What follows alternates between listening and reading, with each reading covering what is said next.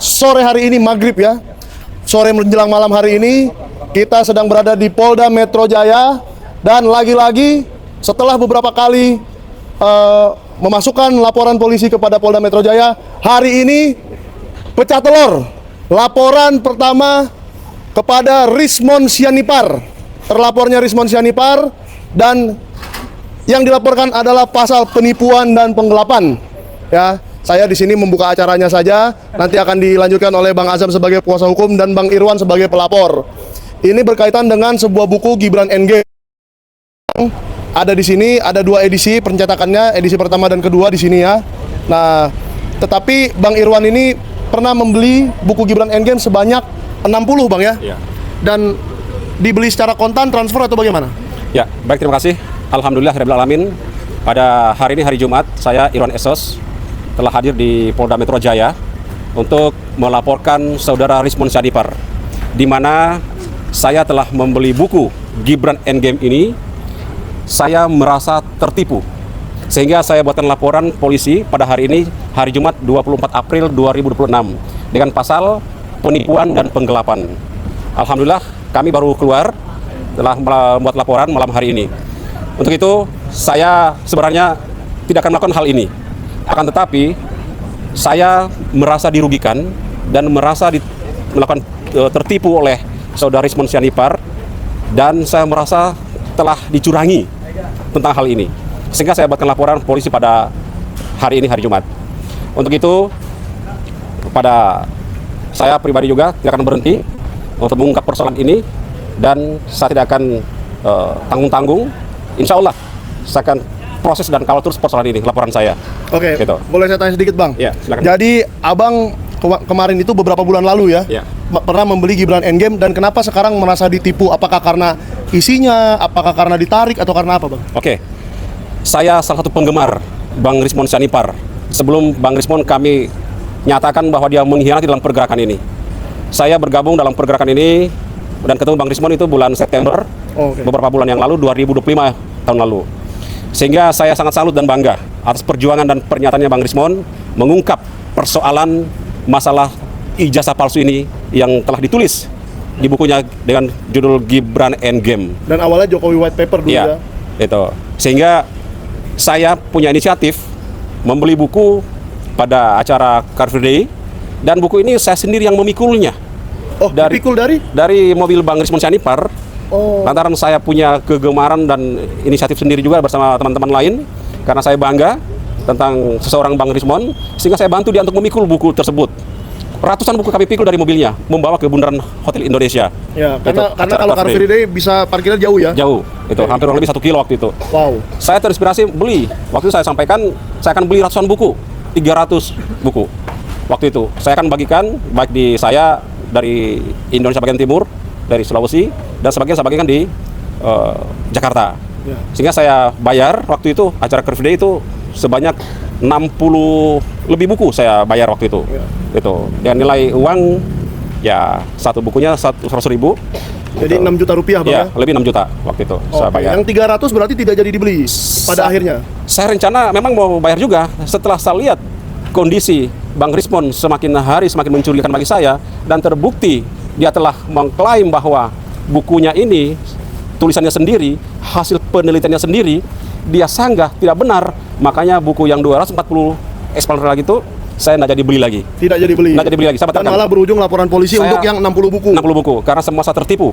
Ya. Itu dalam hal ini. Itu. Oke, saya ke Pak Azam dulu ya. Pengacaranya ya. Ya. Oke, saya ke Pak Azam dulu pengacaranya. Bagaimana Pak menanggapi laporan ini? Apakah dirasa buktinya sudah cukup? Apakah pasalnya sudah tepat dan seterusnya? Gimana Pak? Soal pasal itu bergantung penyidikan nanti. Memang sementara ini 492 KUHP yang baru, dan itu penipuan ya, atau? 486 termasuk 495 juga. Ya. Jadi nanti kalau ada unsur ITE-nya 27A ya silahkan itu. Ya. Jadi tadi memang rekan-rekan kita yang mendampingi itu ada Gofur Sangaji, ada Jack ya, ada kita sendiri ya yang tadi mendampingi gitu loh ya. Artinya apa? Proses perkara ini saya kira ya biarkan saja berlanjut supaya kepastian hukumnya itu ada. Saya pikir itu, dan sudah dilakukan satu proses tadi sama Irwan itu, bahwa sebenarnya bukan soal nilai uangnya, tapi ada satu perbuatan ya yang dimanipulasi, yang dimanipulir gitu lah ya oleh seorang tadi yang disebut gitu lah ya. Maka itu menjadi sebuah karena bukan 60.000, ini kan sampai ribuan. Ya, 5.000 lebih. Apalagi lebih. Berarti kan nilai uangnya juga bukan sedikit, fantastik gitu ya. Tapi sekali lagi bukan nilai uang, tapi sebuah perbuatan ya yang dimanipulasi itu disebarkan sedemikian rupa sehingga pidana umumnya masuk, pidana cybernya juga masuk gitu lah. Maka ini akan beruntun nanti orang-orang yang merasa dirugikan akan datang juga menjadi saksi atau bahkan melaporkan juga gitu loh ya. Nah ini bahayanya kalau seorang mengaku dirinya membuat sebuah karya buku yang hasil dari penelitian yang penelitiannya juga belum jelas sampai sekarang, ternyata terjadi proses yang di beberapa stasiun televisi dia seolah-olah ya, saya katakan seolah-olah menarik, tidak mengakui hasil karyanya. Nah inilah pidananya. Saya kira mungkin itu aja yang bisa saya sampaikan. Terima kasih juga pada rekan-rekan tadi lawyer, ada Bang Gafur, Sang Haji, dan Jack yang lain-lain. Terima kasih. Assalamualaikum warahmatullahi wabarakatuh. Saya ada acara soalnya. Silakan. Ya. Terima kasih Bang Asam sebagai pengacaranya Bang Irwan. Ini kita mau menanyakan nih Bang. Iya, Bang. Tadi kan Abang sempat juga meminta saya sebagai saksi. Memang saya akan menyaksikan ini perkara ini. Iya. Saya mengetahui memang kejadian di Car Free Day bahwa Bang Irwan ada membeli 60 buku dan saya tidak lihat memikulnya ya. Jadi saya tidak mau saksikan itu. Iya. Saya tidak lihat memikulnya, tapi saya tahu Bang Irwan membeli dan membagikan sebagai donasi. Tapi kapan sih Abang mendapat tergerak untuk ini harus saya laporkan ini gitu Bang? Ya, baik. Saya sangat kaget pernyataan Pak Rismon pada saat di Istana Wakil Presiden. Ya, itu yang membuat saya sangat terkejut, sangat-sangat shock melihat pernyataan Pak Rismon pertama kali itu, bahwa dia tidak mengakui dengan tulisan yang telah ditulis dalam buku Gibran NGM ini, sehingga saya boleh dikatakan shock, sehingga saya tidak percaya. Padahal ini semua ini hasil penelitian berdasarkan disiplin ilmunya dia, sebagai ahlinya dia, itu Pak Rismon ini. Sehingga memang sangat-sangat kami sebagai masyarakat rakyat Indonesia sangat kaget dengan Pak Rismon menganulir dan mengkomplain bahwa hasil penelitiannya ini itu tidak benar. Kami sayangkan bahwa ini pernyataan yang sangat-sangat blunder bagi dia, yang sangat tidak rasional, itu yang dilakukan oleh Pak Rismon sendiri. Itu. Saya sampai ingat karena tadi Bang Irwan mengatakan seperti itu, saya ingat pertama kali ketemu Bang Irwan itu di Kemendikdasmen ya. Ya, betul. Kita di Kemendikdasmen, Bang Rismon sedang meminta keterangan dari kementerian tentang ijazah Gibran, Ya. di mana saya sampai duduk-duduk di lorong-lorong itu ya, supaya direkturnya nggak bisa pulang. Ya. Nah, di situ saya ketemu Bang Irwan di kantin. Betul. Dan Bang Irwan sedang mempersoalkan sebuah ijazah juga ya. Ya, betul. Ijazah siapa itu Bang? Jadi memang ini kebetulan saya juga lagi menelusuri dugaan ijazah kepala daerah kami, yang diduga juga bahwa Bupati Morowali dan Wakil Bupati itu menggunakan ijazah palsu, sehingga saya meyakinkan, sehingga saya ke Kementerian Pendidikan untuk menelusuri. Ya. Disitulah saya ketemu pertama kali Bang Rismon. Oke. Ya, di kantin situ kami duduk sambil cerita, wah luar biasa ini. Saya sangat-sangat terinspirasi dengan gerakannya teman-teman semua, Bang Rismon kawan-kawan. Sehingga saya coba berkenalan di kementerian tersebut, sehingga kami alhamdulillah bisa bersilaturahmi, dan sampai hari ini dia telah mengingkari apa ya hasil dari penelitian tersebut. Ya, Gitu. betul. Saya juga kalau boleh sedikit saya komentar ya. Ya, silakan Bang. Memang laporan ini banyak sekali yang sudah meminta ke saya di komen-komen YouTube saya. Mungkin sekarang ada juga yang komen nih. Iya. Nanti kita baca-baca komennya lagi. Bahwa masa nggak ada sih yang mau melaporkan? Wah, gimana kalau dilaporkan? Ternyata hari ini ada yang benar-benar melaporkan bahwa beliau, Bang Irwan ini sudah membeli 60 buku dan akhirnya tidak terima ada pernyataan bahwa isi buku ini ditarik. Karena berarti itu menipu ya. Iya. Menipu orang yang sudah membeli buku itu, ternyata bukunya isinya kebohongan. Menurut penulisnya sendiri. Iya. Penulisnya saja bilang itu bohong, tapi orang-orang sudah membeli dan rugi. Statistik yang saya ketahui sejauh saya berada di manajemen, itu minimal 6.000 buku sudah laku. Wow. Atau lebih ya. Minimal 6.000 lah yang saya tahu. Iya. Jadi itu 600 juta lebih. Iya. Ya, yang sudah membeli buku ini kalau dirupiahkan. Nah, luar biasa keberanian Bang Irwan ini untuk maju dan melaporkan Bang Rismon Sianipar, karena memang sudah kelewat batas kalau menurut saya. Saya Ya. melihat Bang Irwan sudah merasa ini keterlaluan dan sudah terlalu banyak nggak mungkin dikumpulkan semua satu-satu orang dari seluruh pelosok Indonesia untuk melaporkan. Iya. Jadi keberaniannya Bang Irwan ini patut kita apresiasi. Gimana? Ya. Bang? Jadi ini perlu kita ungkap sehingga ini satu pembelajaran bagi kita semua Ya. agar tidak terulang lagi di kemudian hari. Ya. Yang terutama tentang masalah legalitas, masalah ijazah. Ini kami harapkan kepada semua tokoh-tokoh nasional kita sampai ke daerah. Kedepannya Indonesia ini kita inginkan tidak ada lagi baik pemimpin kita di pusat sampai ke pelosok desa. Baik kepala daerahnya, bupati, wali kota, gubernur, sampai lurah, sampai kepala desa, tidak ada lagi yang menggunakan dugaan ijazah palsu. Sehingga kita akan ungkap, bongkar persoalan ini sampai tuntas dan tidak ada kata menyerah. Dan masalah ini harapan kami juga ternyata yang dijual oleh Pak Rismon ini, buku ini, ternyata ISBN-nya juga sudah palsu juga. Ternyata ini membuat sangat-sangat kami kecewa lagi. Kami baru tahu kemarin di acara Rakyat Bersuara, Anyus TV, dia mengakuinya sendiri itu bahwa ISBN yang diterbitkan ini bukan ISBN judul buku yang ini. Oke. Itu ternyata buku lain. Ini Jadi yang abang beli ini saya biar saya jelaskan sedikit Bang ya. Iya, ini kami merasa tertipu Bang juga. Sehingga kami merasa ini tidak boleh dibiarkan. Kita harus buatkan laporan polisi. Biar si pelaku tahu diri dan tidak mengulanginya lagi. Oke. Sebagai pembelajaran bagi dia. Saya tambahkan sedikit Bang soal Silakan, itu. Bang. Karena Bang Irwan ini kemarin duduk di sebelah saya di acara Rakyat Bersuara di iNews TV, dan di akhir-akhir acara itu kalau ada yang masih mau mencari videonya di jam ke-4 menit ke-11 tuh kira-kira atau menit ke-20 lah. Nah, di situ ada seseorang yang masih dalam manajemen yaitu Arif Iksan menyatakan bahwa ISBN-nya asli. Maka saya maju ke depan, dia memperlihatkan yang ini ya Bang. Nah, ini buku cetakan kedua di mana ISBN-nya belakangnya 33 dan didaftarkan ke Perpustakaan Nasional. Tetapi yang sudah dibeli banyak orang sebanyak 5.000 itu kan bukan yang ini. Iya, betul. Tetapi yang lama. Nah, silakan Bang. Nah, di cetakan yang lama ini ISBN-nya belakangnya 40 dan ini milik buku lain memang. Betul. Saya juga baru tahu setelah saya keluar dari manajemen. Ya kan, setelah saya keluar dari manajemen baru wah lama-lama jadi banyak yang melaporkan ke saya dan akhirnya terbukalah semua di Rakyat Bersuara kemarin. Bang Irwan akhirnya sebagai pembeli yang sudah dirugikan, isinya bohong, ISBN-nya pun bohong, palsu. Nah, ISBN ini setahu saya memang Arif Iksan yang mengurus. Nah, Arif Iksan itu dialah yang mencari percetakan, mengurus ISBN, mengurus naskah ini gitu loh. Jadi layout dan segala macam ini di ACC untuk naik ke percetakan. Dia yang mengurus itu dan manajemen yang lainnya tidak ada yang tahu menahu. ISBN ini nomor berapa juga saya nggak tahu sampai dicetakkan, sampai sudah terjual berapa ribu baru saya, wah iya juga, benar juga gitu. Jadi kita sama-sama tertipu Bang.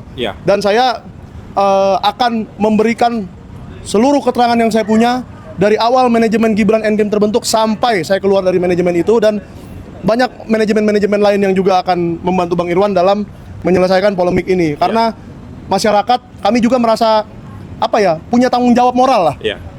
Saya sebagai mantan koordinator Gibran Endgame juga punya tanggung jawab moral yang sangat besar kepada ribuan orang yang sudah membeli buku ini agar laporan abang ini sampai pada penegakan hukum yang seadil-adilnya. Jadi ini tadi pasal, ada beberapa pasal, tapi yang kita cantumkan sini baru 2 pasal, masih ada pasal yang muncul lagi. Yang pertama pasal 492, 486. 486. Itu baru. 5 tahun. Jadi saya tambahkan lagi, saya juga perlu ingatkan Bang Rismon, pernyataannya yang di Istana Wakil Presiden bahwa dia telah menganulir bukunya ini dan akan menarik semua dari peredaran dari pasaran yang dijual. Akan tetapi orangnya Pak Rismon, saudara Arif Iksan itu masih menyebarluaskan dan menjual buku ini sampai terakhir tanggal 21. Itu kami dapatkan informasi dia menjual dan menyebarkan di salah satu toko buku. Nah, sebutkan nama toko bukunya, jelas buktinya ada. Dan notanya ada Bang ya? Iya, notanya ada. Dan ini perbuatan yang sangat-sangat bagi saya memalukan. Iya, sehingga ini betul-betul harus disikapi secara serius. Dan hari ini alhamdulillah kami sudah sikapi tentang persoalan ini dan akan ditindaklanjuti dengan proses hukum yang berlaku di negara kita. Kalau saya mau komentar tentang itu Bang, sebetulnya yang pantas melaporkan itu adalah Pak Jokowi. Karena Pak Jokowi sudah memberikan maaf dan memberikan pengampunan kepada Rismon Sianipar atau restoratif justice atas dasar penarikan buku.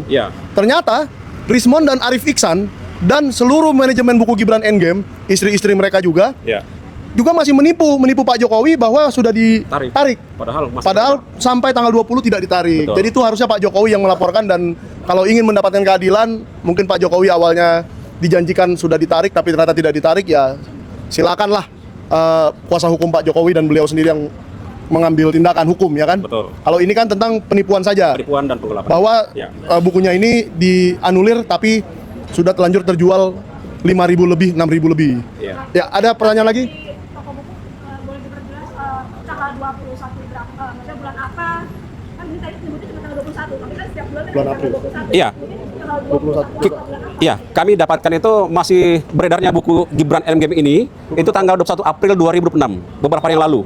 Itu. Ini yang sangat kami nggak habis pikir dengan pernyataannya Rismon sendiri. Itu sehingga kami harapkan persoalan ini kita inginkan bahwa kita harus ungkap, jangan lagi terulang kebohongan yang selama ini itu, apalagi mengakui sebagai ahli, sebagai penulis, akan tapi memberikan karya tulisnya itu, tulisannya di dalam buku itu penuh dengan kebohongan. Itu yang tidak bisa kami terima sebagai masyarakat rakyat Indonesia hari ini. Oke. Itu. Ada pertanyaan lagi? Ada 2 pasal tuh. Ya. Memang kedepannya ada rencananya pasal berapa lagi yang mau dilaporkan? Nanti kita kembangkan karena Kembangkan, Budi. ada Ini beberapa akan nanti ya. Nanti penyidik nanti yang akan coba kembangkan pasal apa lagi yang kita mau cantumkan. Itu mungkin apakah kita mau cantumkan di pasal masalah undang-undang ITE itu tentang perlindungan konsumen dan lain sebagainya. Itu masih ada beberapa pasal lagi, sehingga kami akan tetap akan mengawal persoalan ini, tidak main-main pada kesempatan kali ini. Gitu. Ada pertanyaan lagi? Sudah cukup?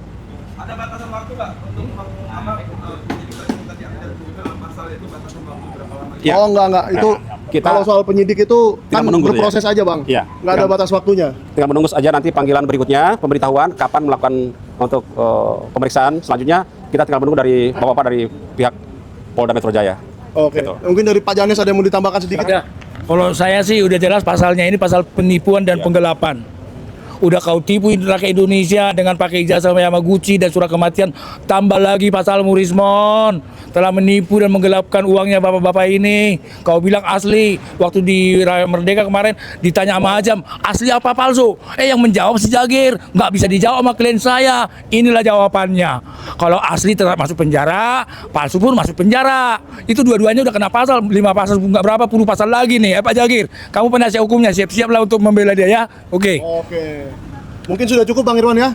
Ya, terakhir mungkin Oke. Bang Michael dan teman-teman semuanya, saya cuma ingatkan, kami berbuat seperti ini atas ketulusan, keikhlasan kami, tanpa ada intervensi dari siapapun. Ya, mereka akan mendukung. Yang kedua, kami sebagai rakyat, itu mewakili mungkin seluruh rakyat Indonesia yang terzalimi, akan selalu menyuarakan kejujuran, menyuarakan kebenaran untuk keadilan seluruh rakyat Indonesia.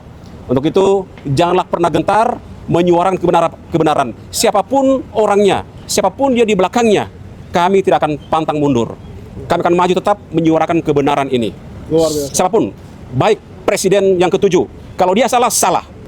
Kalau betul-betul ijazahnya palsu dan Gibran juga ijazahnya palsu, maka harga mati Pak kita makzulkan. Betul. Terima kasih. Assalamualaikum warahmatullahi wabarakatuh. Oke, terima kasih kepada semua YouTuber yang sudah hadir. Dan jangan lupa subscribe di channel yang Anda sedang tonton sekarang ya. Soalnya banyak banget channelnya, nggak bisa saya sebutkan satu-satu. Tapi kalau bisa subscribe Sentana juga. Oke, selamat malam.